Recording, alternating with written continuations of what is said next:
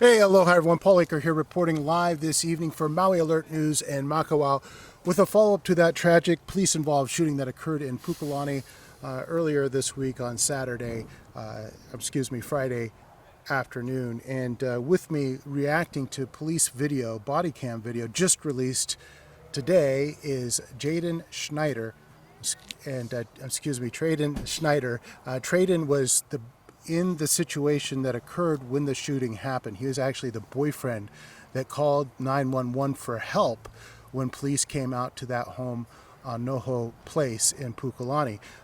Come and join me here, Traden. Appreciate you being here. Yeah, thank you for coming out today, Paul. Yeah, and you had a chance to see the video today. Is that correct? Yes, that is correct.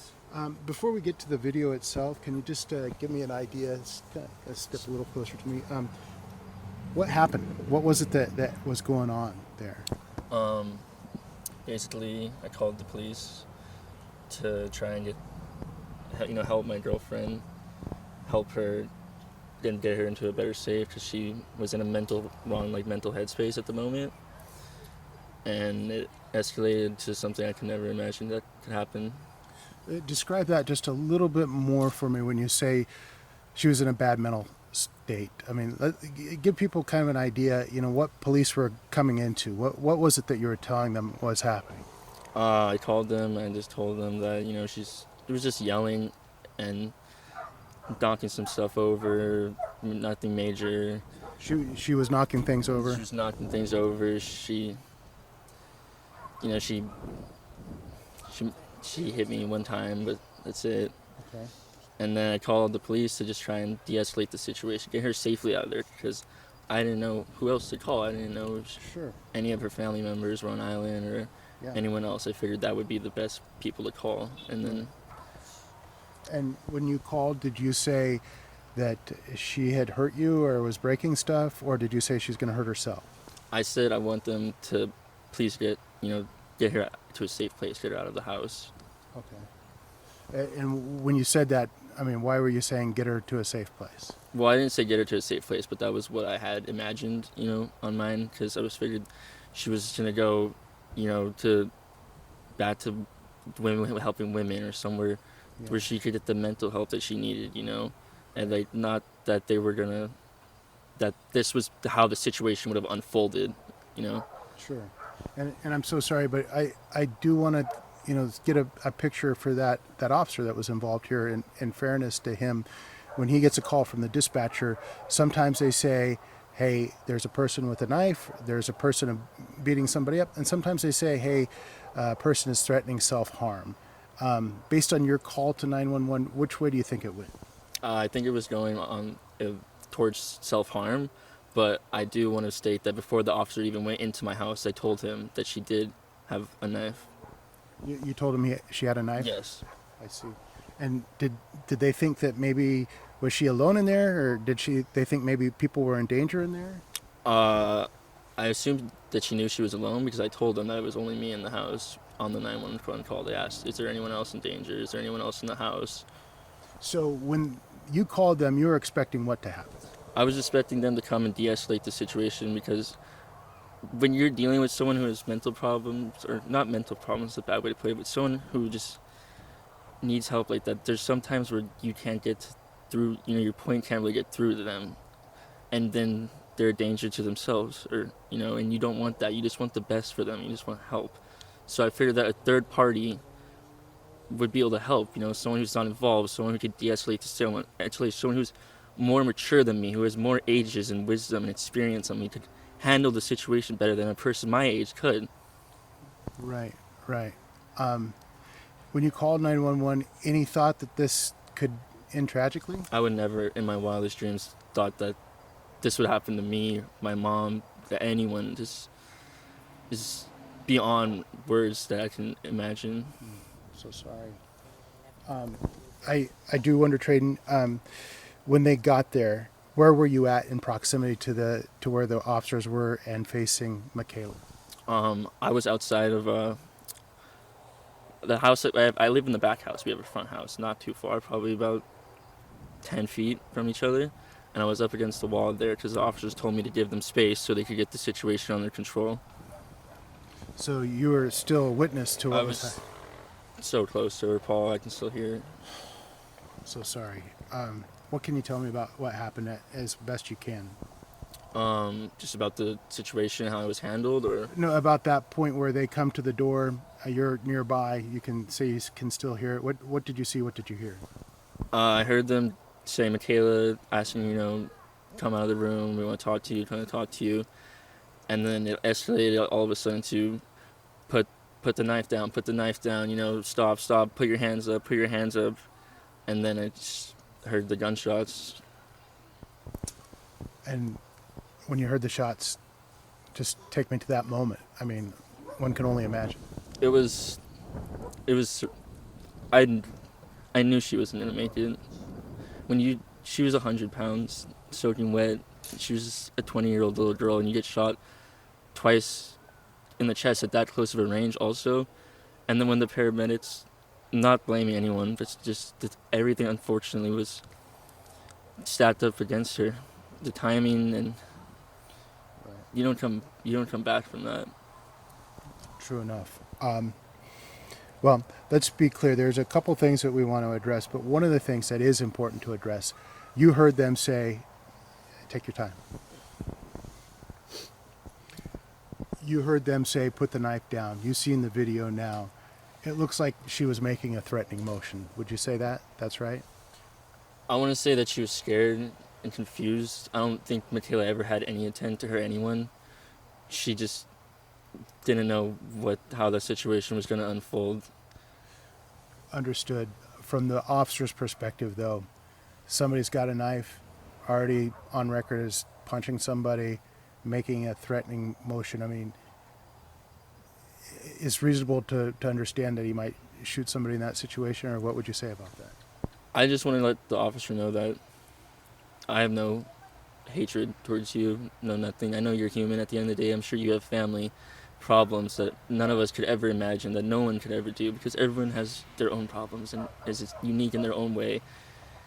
And I want you to know that it's how it happened. Right. You do have some other thoughts, though, about actually needing to go into the house. I think that at that situation where those final 5 seconds, those final 10 seconds, that's all up in the air, that the what ifs, but the way that they handled the situation before is not very professional from someone who doesn't even have any training like that or any de-escalate, nothing like that. I don't see why you would go into an enclosed space, if you know there's no danger to anyone else in there. She's not just de-escalate the situation. And I think from the live video that I saw, when she has her back up against our fridge and the officer at the front door with the taser is halfway holding it up, I just don't understand why at that point, why was she the one? Her decision is what led to this, because the officers couldn't act because they were still frozen or still shocked or something. You guys are supposed to be all the ones who act first, because she acted first. She went off her impulses, and that's what she led the situation when she shouldn't have been. They should have had the situation under control, and they didn't.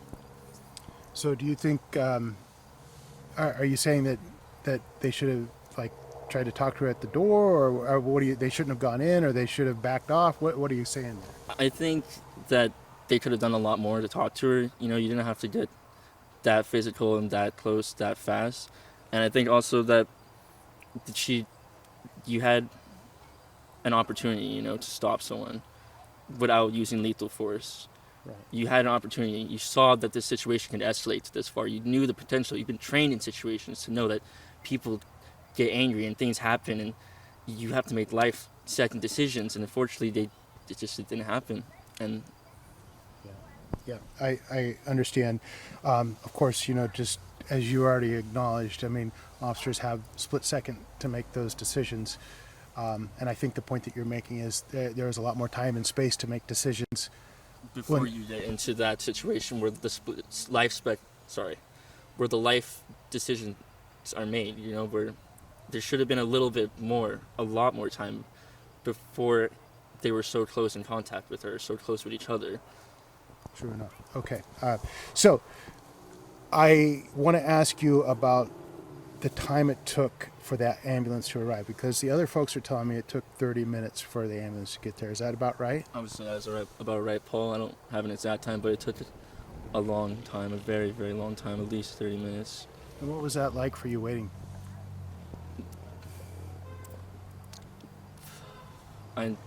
Acceptance, grief, going through all the stages, denial, bargaining, anger, just anything, trying to save her, knowing that you can't save her, knowing you can't even go talk to her.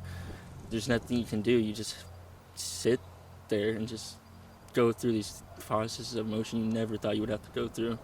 Oh, so sorry again. It's horrible. It's horrible to even contemplate, really. And I don't know if you saw, but some of the witnesses we talked to were talking about some of the conduct of the other officers, not the officers involved. We want to make that very clear, but some of the other officers that arrived later. Did you see any of that? If not, no worries. I just want to make sure we talk to you about it if that's correct. I did see some of that. I did see some high-fiving and, some... It did feel like they were not taking the situation serious. And, it's like they were there for a meetup. We had neighbors come and bring us water and chairs, and we sat in front of neighbors' cars, and in front of neighbors' houses. The police pushed us out of our own home, pretty much. We couldn't even be near it. It was a crime scene. Right. And you and I haven't talked about this, but so I don't want to catch you off guard, but of course they released a snippet of the video. From what I've told, not all of the video, it wouldn't seem, not a lot of video anyway, and they released it to friendly media 4 days after the event. Do you have any concerns about transparency? No, sir. Meaning, are they being forthright enough? Oh, with the videos? Yeah, with all of it. I mean, talking to only to the friendly media that doesn't ask hard questions and that sort of thing. I don't want to put you in a bad spot. I'm just curious what you think about that. I think I'm confused on the question. Could you try and Yeah, I guess the question is, should they be a little bit more forthcoming? Yes, absolutely. I think they should be. I think the chaplain talked to me, and the other chaplain talked to me, my parents, and they actually talked to us. I had some officers, it's not like I had some officers come up to me, and check on me and tell me, "Are you okay?" But then I had one officer, I was walking down to give my purse to my mom because she was talking to the news, and he's like, "Did they get your statement yet? Can you leave?" Yeah. Well, I'm so sorry. I guess I want to know how you're dealing with things now. A few days after losing your girlfriend. I know you guys are in the middle of a breakup, but still, you cared deeply for her, right? I loved Macayla so much. She was an amazing person. She would light up the room with her smile. She was so young and had so much life in front of her. And even though we were going to go down our separate paths, I always wanted the best for her in life. I always wanted her to be in a safe and great, amazing place, because she deserved it. She has been through so much hardship from the system, from this world, this injustice.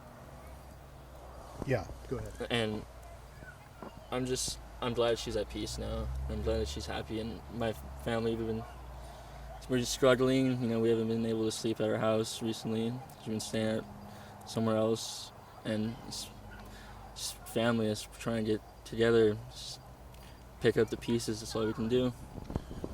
Okay. Is there anything else you'd like to say?